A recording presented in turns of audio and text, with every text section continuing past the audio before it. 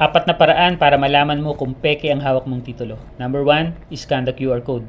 Ang QR code ay makikita sa kaliwang ibabang bahagi ng iyong titulo. Gamit ang iyong cellphone, makikita mo ang technical description ng isang property at dapat ito ay match sa hawak mong titulo. Pangalawa, i-check mo yung papel. Ang papel na ginagamit sa titulo ay katulad din ng papel na ginagamit sa cheque.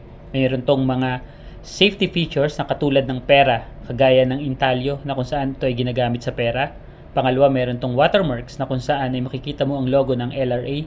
Meron tong abaca fibers at meron tong color dots na katulad din ng makikita mo sa ating mga pera.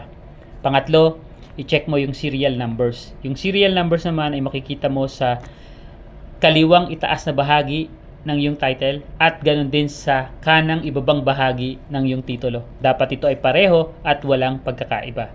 Pang-apat, ang pinakamabisa at may pagkakataon ka naman, pumunta ka sa ating Registry of Deeds na kung saan mako-confirm mo kung peke o authentic talaga yung hawak mong titulo. So sana may natutunan kayo. Hanggang sa muli, maraming salamat.